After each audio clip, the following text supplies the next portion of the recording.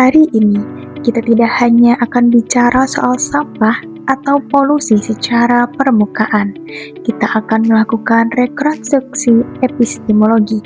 Mengapa dunia modern gagal menyelamatkan bumi? Atau karena mereka kehilangan sakralitas alam?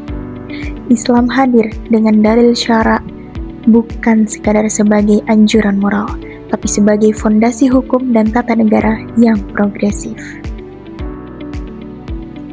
Assalamualaikum warahmatullahi wabarakatuh. Perkenalkan, saya Claudia Alfanza, NPM 252102016 dari kelas HTNF. Selamat pagi, halo rekan-rekan. Yang terhormat, Bapak dosen pengampu Bapak Erik Gumiri. Hari ini, saya akan mempresentasikan materi krusial berjudul Dalil-dalil Syara terkait Islam dan lingkungan hidup. Kita akan membedah bagaimana iman dan syarat sebenarnya adalah solusi bagi krisis bumi saat ini.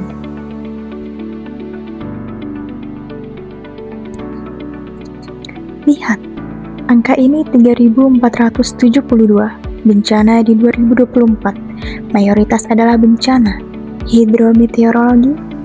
Secara akademik, ini bukan bencana alam, ini adalah bencana buatan manusia. Kita akan membedah mengapa tangan manusia disebut secara spesifik dalam Al-Quran sebagai aktor intelektual krisis ini.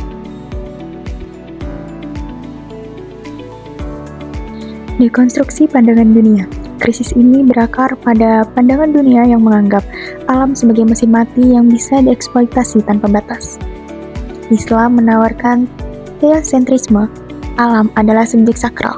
Merusak alam berarti membungkam tasbih kosmis.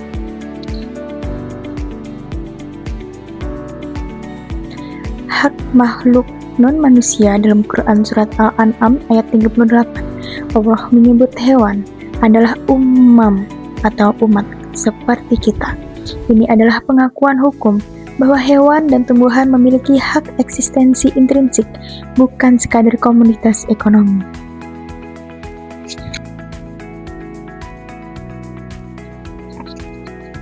Selanjutnya yaitu khalifah melawan despotisme. Khalifah sering disalahpahami sebagai penguasa absolut. Padahal secara syar'i, khalifah adalah deputi atau manajer. Hak kelola kita gugur jika kita merusak aset sang pemilik Allah. Kita adalah pengelola amanah, bukan pemilik mutlak.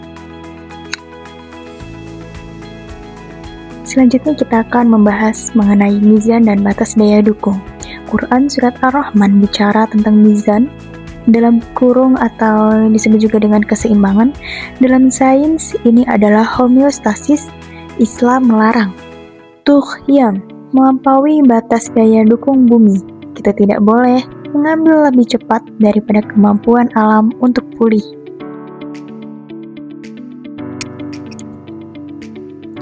Fasad atau umpan balik ekologis. Quran Surat Ar-Rum ayat 41 menjelaskan kausalitas dosa moral keserakahan berujung pada anomali fisik alam.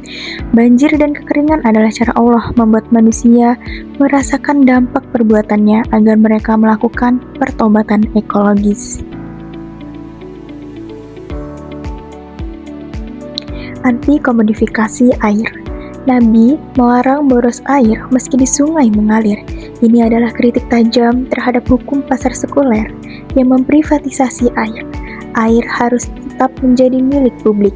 Al-milkiyah al-ammah.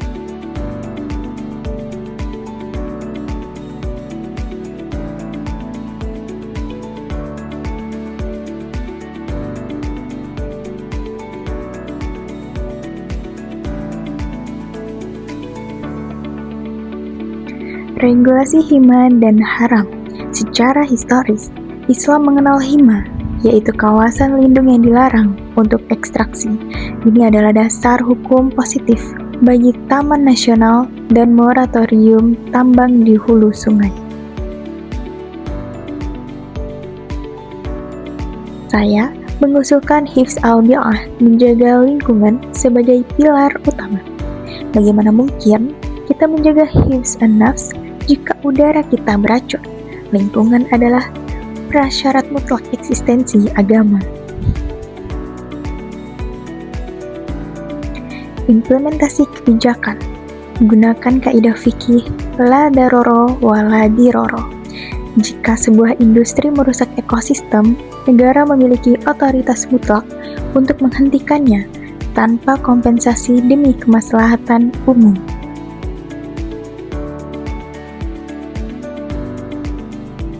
Kesimpulannya adalah merawat bumi merupakan manifestasi konkret dari iman. Jika hari ini kita dalam melihat kerusakan alam, maka kita sedang gagal mengemban amanah sebagai khalifah. Saatnya kita bertransformasi dari penakluk alam menjadi pelindung semesta. Wassalamualaikum warahmatullahi wabarakatuh. Jika ingin diskusi, tulis di kolom komentar ya teman-teman. See you. I just had to let you know you're